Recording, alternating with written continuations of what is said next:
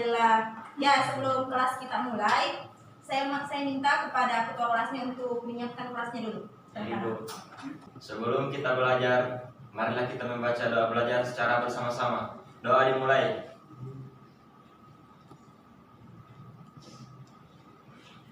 Doa selesai.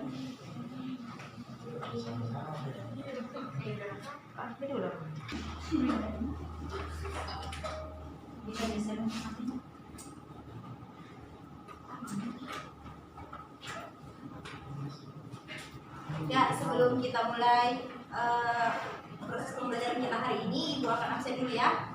Ibu. Makfirah, hadir Bu. Dea, Hadir Bu. Ahrani, Halo Bu. Fauzia, Sakit. Kardiman, Hadir Bu. Ahmal, Hadir. Asmi, Hadir Bu. Sofi, Hadir Bu. Ulfia, Hadir Bu. Fisa, Hadir Bu. Nur Aziza, Hadir Bu. Asni, Hadir Bu. Hartini, Hadir Bu. Nurul Astina. Hadir Ibu. Ya.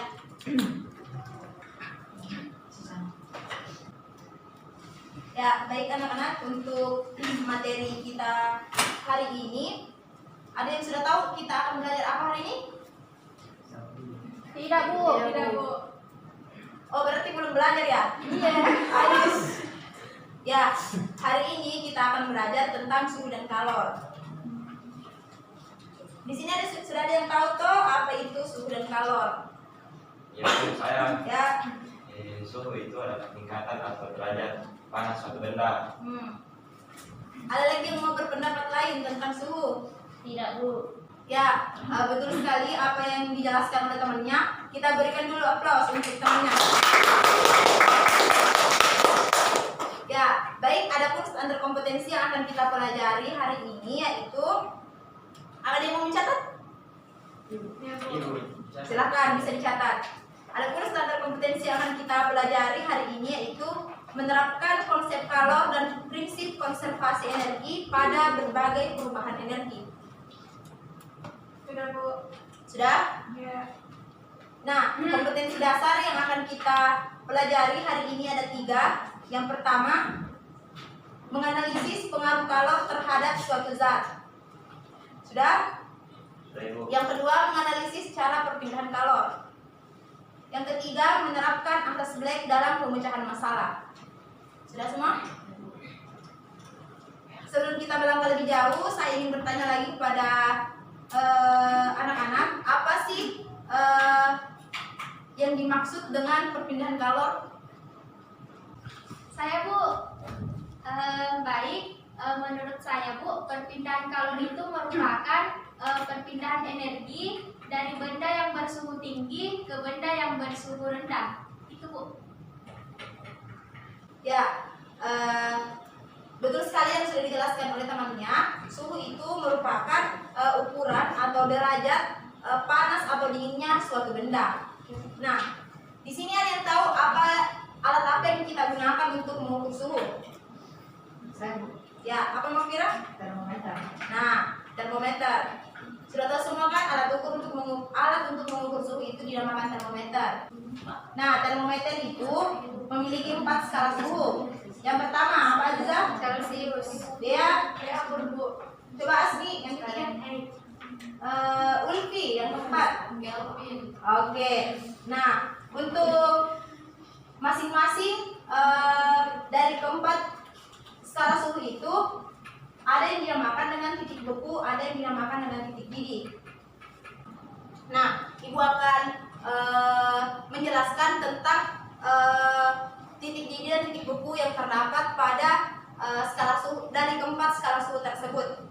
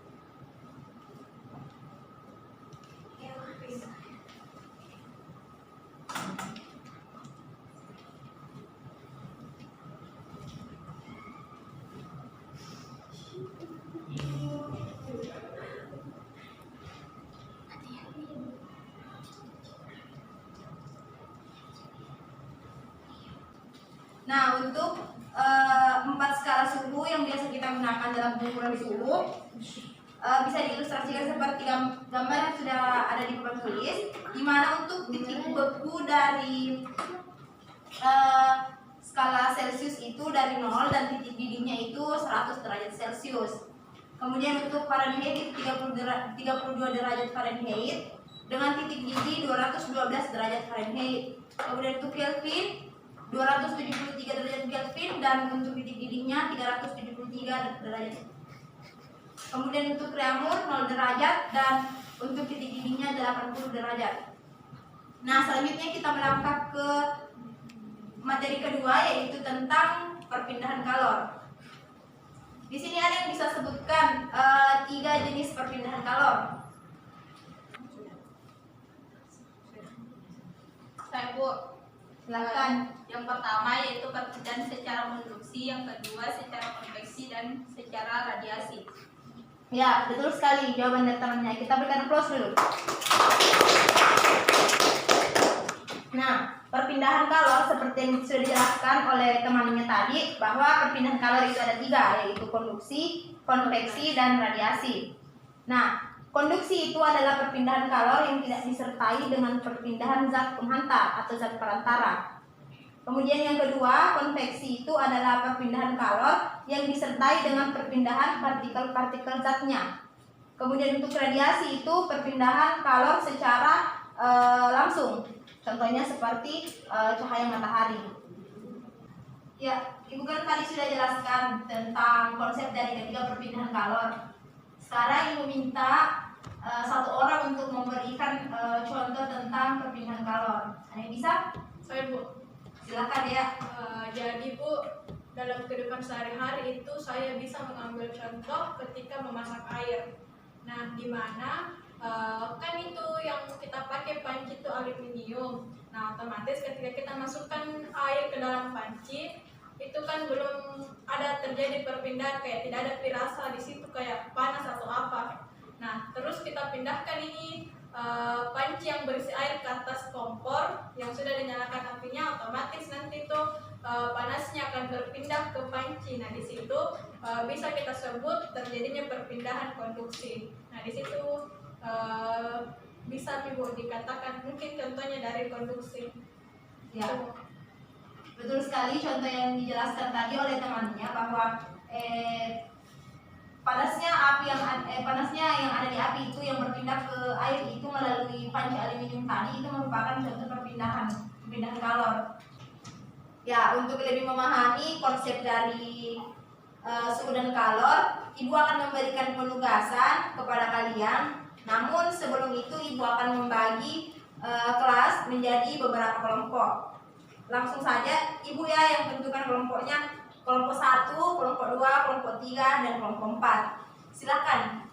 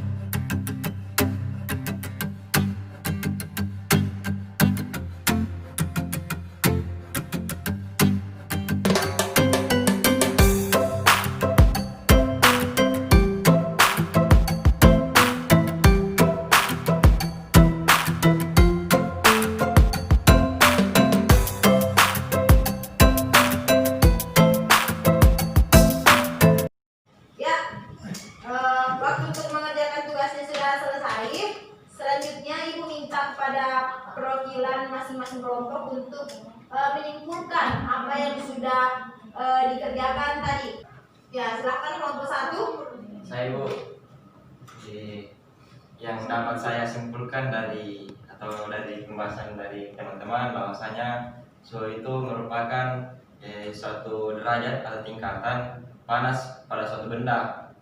Nah, sedangkan alat untuk mengukur suhu ini ialah termometer, dan dalam termometer itu ada 4 skala titik didih. Yang pertama Celcius, yang kedua Reaumur, yang keempat Fahrenheit, dan yang terakhir Kelvin. Mungkin itu yang saya sampaikan dan saya kembalikan ke Ibu. Ya, bagus sekali penjelasan dari kelompok 1. Kita berikan nafas dulu untuk kelompok 2. Selanjutnya kelompok 2. Silakan kelompok 2. Saya Bu. Baik, yang dapat kami simpulkan dari perbincangan kami bahwasanya suhu itu merupakan tingkat atau derajat panas suatu benda. Nah, kemudian alat untuk mengukur suhu yaitu termometer. Nah, kemudian ada pula yang dinamakan dengan perpindahan kalor. Perpindahan kalor itu ada 3, yaitu konduksi, konveksi, dan radiasi. Nah, ada pun contohnya dari radiasi itu yaitu misalkan merupakan atau menjemur padi. Nah, itu merupakan proses radiasi, Bu. Kemudian untuk konduksi yaitu misalnya kita sedang memasak air, nah di situ akan terjadi akan membuat air tersebut mendidih. Mungkin itu yang dapat saya sampaikan. Terima kasih. Oke, penjelasannya cukup bagus dari kelompok 2. Mereka juga tepuk tangan, Bu. Selanjutnya kelompok 3. Ya Bu. Silakan. Jadi yang dapat saya simpulkan dari diskusi ini bahwasannya yang dimaksud dengan suhu itu adalah derajat panas suatu benda. Sedangkan di mana dalam di suhu ini terdapat alat ukur yang digunakan yaitu berupa termometer. Nah, dalam termometer ini terdapat beberapa tingkatan, yaitu terdapat beberapa bagian seperti Kelvin, Reaumur, Fahrenheit, dan Celcius. Kemudian di antara keempat dari jenis suhu ini dia memiliki titik baku dan titik didih yang berbeda-beda. Begitupun yang kita ketahui tentang kalor, di mana kalor itu merupakan suatu energi dari suatu energi dari suhu tinggi ke suhu rendah. Kemudian pada hal ini terdapat yang dinamakan dengan perpindahan kalor, yaitu perpindahan secara konveksi, radiasi, dan konduksi. Mungkin sekian. Ya, itulah tadi penjelasan dari kelompok 3. Bagus sekali, berikan aplaus untuk tangannya. Kelompok terakhir, silakan. Ya. Baik, adapun hasil diskusi dari kelompok kami mengenai materi suhu dan kalor itu, yang pertama mengenai definisi dari suhu itu sendiri, di mana suhu merupakan ukuran atau derajat panas dinginnya suatu benda. Kemudian berikutnya adalah kalor, di mana kalor itu merupakan perpindahan energi dari suhu dari benda yang bersuhu tinggi ke benda yang bersuhu rendah. Adapun macam-macam dari perpindahan kalor itu sendiri ada 3, yaitu konduksi, radiasi, dan konveksi. Mungkin itu dari kelompok kami, Bu. Terima kasih. Ya, terima kasih. Terakhir saya minta tepuk tangannya lagi untuk kita semua.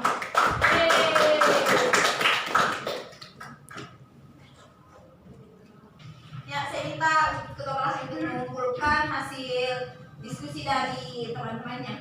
Ya Bu.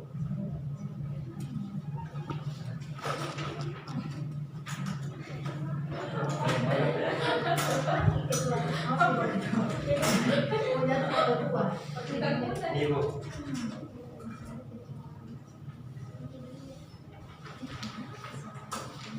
Nah, setelah Ibu memeriksa hasil pekerjaannya dan pemaparan hasil diskusinya tadi, Ibu bisa mengambil kesimpulan bahwa di penugasan kali ini kelompok dengan nilai tertinggi akan Ibu berikan reward atau penghargaan, di mana kelompok tersebut yaitu kelompok berapa? 3. 1. Ya,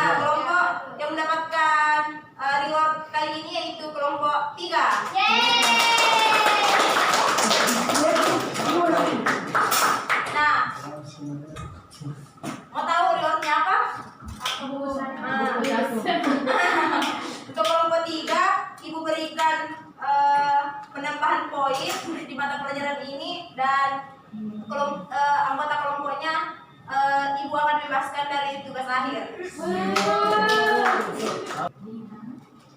Nah, baik, Ibu rasa hari ini sudah cukup untuk materi kita. Untuk selanjutnya, Ibu minta kepada kalian untuk mempelajari pengantar tentang penerapan suhu dan kalor dalam kehidupan sehari-hari. Bisa? Ya. Sekian dari Ibu. Assalamualaikum warahmatullahi wabarakatuh.